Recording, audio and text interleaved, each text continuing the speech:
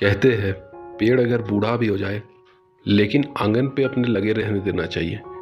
भले ही वो फल ना दे मगर कम से कम छाँव तो ज़रूर देगा। एक बूढ़ा इंसान अपने बेटे के पास शहर जाने के लिए निकलता है गांव से। बेटा उसका शहर में नौकरी करता है और अपनी पत्नी और एक बच्चे के साथ रहता है। बूढ़ा आदमी जैसे ही अपने बेटे के घर पहुंचता है, बेटा और उसकी पत्नी दोनों उसे देखते हैं पर ज़्यादा खुश नहीं होते।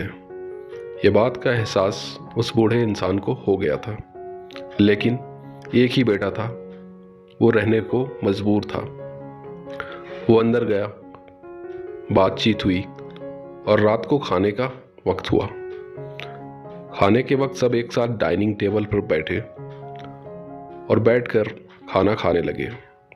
लेकिन बूढ़ा काफ़ी कमज़ोर हो चुका था और उसके हाथ कांपते थे कमज़ोरी की वजह से, और आंखों से दिखाई भी थोड़ा कम दिया करती थी।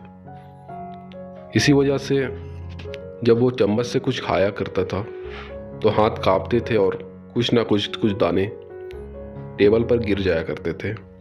ये सब देख बेटा और बहू दोनों मन खराब कर लिया करते थे।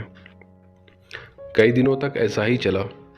एक दिन बेटा कहने लगा अपनी पत्नी से कि आखिर कब तक हम ये सब बर्दाश्त करेंगे, कब तक अपना रात का डिनर खराब करेंगे। कभी खाना गिर जाता है तो कभी कुछ।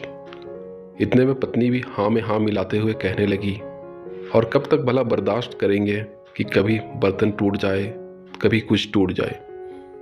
हमें कुछ करना ही होगा। बेटा ने कहा हाँ, कल से पिताजी को किसी और जगह पे खाना देंगे। दूसरे दिन बेटा अपने पिताजी के लिए रूम पे ही एक कोने पर एक लकड़ी का टेबल लगा देता है और कहने लगता है अपने पिताजी से, पिताजी आज से आप इसी टेबल पर खाना खाएंगे। वो बूढ़े इंसान ने कुछ नहीं कहा और बोला ठीक है बेटा, और वो खाना खाने लगा। बेटा, बहू और बच्चा वो भी डाइनिंग टेबल पर बैठकर अच्छे से खाना खाते रहे। बीच बीच पर बेटा अपने पिताजी की तरफ देखा करता था, लेकिन पिताजी की आंखों में आंसू के सिवा और कुछ नहीं दिखाई पड़ता था।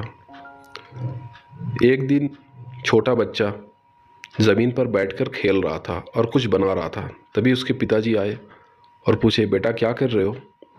बच्चे ने कहा, पिताजी ये मैं लकड़ी की कटोरी बना रहा हूँ। जब आप भी बूढ़े हो जाएंगे दादाजी की तरह तो इसी में आपको खाने को देंगे ताकि कुछ टूटे नहीं। उस बच्चे के पिताजी और उसकी पत्नी एक दूसरे की तरफ देखे और समझ गए कि अगर हम आज अपने पिताजी के साथ ऐसा करेंगे तो कल हमारे साथ भी ऐसा ही होगा। वो जाकर अपने पिताजी के सामने माफ़ी मांगा और फिर एक साथ डाइनिंग टेबल पर सब खाना खाने लगे। फ्रेंड्स, अगर ये मेरी स्टोरी आप लोगों को अच्छी लगी हो तो ज़रूर लाइक करें और मेरे वीडियो को शेयर भी करें और मेरे चैनल को सब्सक्राइब करें ताकि आपको इस तरह की स्टोरीज़ मिलते रहे। Thank you.